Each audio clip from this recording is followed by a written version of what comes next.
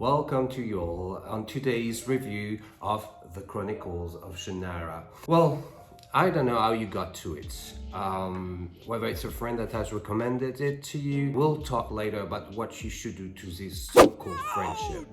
Or maybe you just wanted to start a new fiction novel, or maybe you just spent a good time watching a TV show and you just wanted to extend your experience with the books. Well, I read the book for you, and oh God, may I say, I think I can say you may thank me if you want to spend a good time around, or find out if this book is trash, or just if you should stick it to busted challenges. Well, my friend, you're at the place to be. Welcome, Prawns. I'm Corey, and you're on the Dirty Old Prawns channel. Today we're gonna dive right into the Chronicles of Shannara review. If you haven't done it yet, please subscribe and like the video. It will help me dig further into future reviews. The Sword of Shannara is the first book of the trilogy. It's followed by the Elfstones of Shannara, and finally you've got the Witch Song of Shannara. I'm not gonna lie to you, it was really difficult. I dove into hell. It was bad, really bad and frustrating, but stick with me. Don't go. We're just gonna try to have fun with this terrible experience. I just think that when Brooks went to see the publishers, he must have done like that. Well, Mr. Brooks, what you got for us today? I've had a dream, the best lot you could ever think of. Something crazy wild. Follow me. Imagine a post-apocalyptic world filled with elves, dwarves, trolls, humans, and magic. In this world, there is a great evil, and his minions are my so-called skull heroes, and they lay hand on the northern part of the world, inhabited by gnomes, trolls, and all these bad creatures. There will be a fellowship, a fellowship of the sword that will make sure that Shia, the elf, tiny veil man, will reach the end of the journey and defeat evil. In this fellowship, I see a great sorcerer called the Great Wanderer, alined. I see a dwarf, Endel, not one, but two elves. I see a brother to Shia, Flay. Oh, there will be a great warrior, a man to be king, Khalid. I have thought about a tiny gnome that nobody likes because he's a traitor. He will be empowered by the sword to reach the warlock to give him the souls back. 2,000 years later. Reminds me of something though. Well. Our friend Brooks took a big dive into the Lord of the Ring and wrote pretty much a close copy of it. He even described the fight against the Watcher in the water. Come on, I could go on and on, put the finger on the plagiarism, but it will be a waste of your time and mine. This book is a shame. Every line you read will just bring you this distasteful feeling that you've read it somewhere else. You might tell me, I'm sorry, but Tolkien didn't invent everything that he wrote about. Yes, Tolkien got his inspiration from fables, mythology, and all that, these old stories.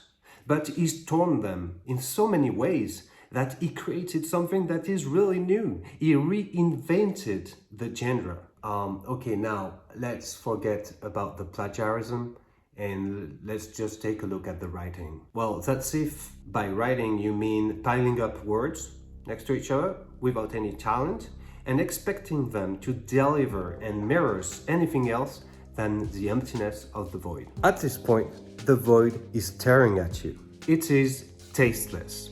You will not relate to any of the characters. You'll spend the whole book just not giving a damn about what's gonna happen to them. The interactions between them are non-existent. It's the emptiness at its most. I'm being a little unfair there. There's only one character that I thought I could actually relate to. It's Panamon Krill. And what about the romances? It's gonna be hard for you again, because in the whole story, 700 pages, there's only one girl, and all that you'll get to know about her is that she's beautiful. Beautiful. And she's also beautiful. And besides that, if you're looking for something that would sparkle between characters, wrap this up and shove it wherever you want. She's empty and useless. So yeah, there are 3 books: The Sword of Shannara, The Stone of Shannara, and The Wish Book of Shannara. And even if the 2 other books are slightly better, I would just not recommend reading them. But if you want to know a little more, Book 1, Evil 1, Book 2, Evil 2, Book 3, Evil 3. And that's pretty much all you have to know about them. Now, let's take a look at the press reviews.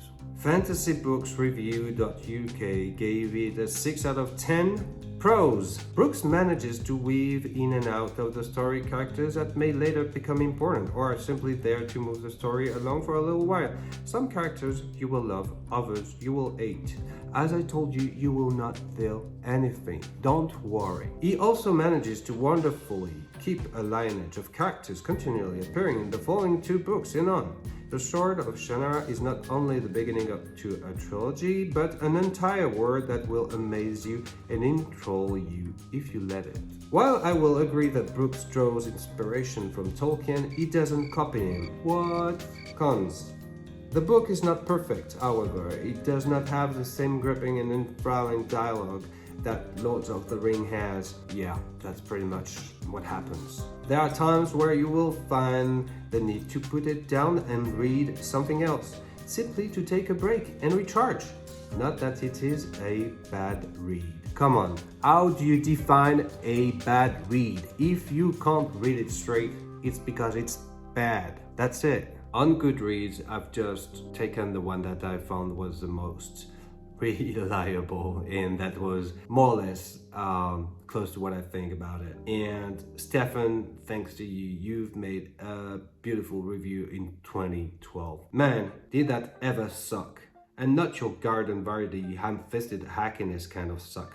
No, this was dumbfounded, frustrated bitterness swelling into white heat, for which the only salve is the venting of my smoking, bile-filled vitriol in the form of this juvenile tantrum, scathing rebuke of Brooks' abominable, turd-like abortion of appalling, plot-stealing gal. Therefore, listen to Baby Rage above and take cover. Inhales deeply and launches. I think this review is really nice and I won't say no more about it. Well, if you bought it already, I'm sorry for you, but I might have 1 or 2 solutions to help you go through this disaster. Well, friend, you've reached the end of the video, and now might be the time for me to ask you to subscribe if you haven't done so yet, and to leave a comment and tell me whether you liked it or not. And I'll see you soon for another review. Take care, guys. What I want is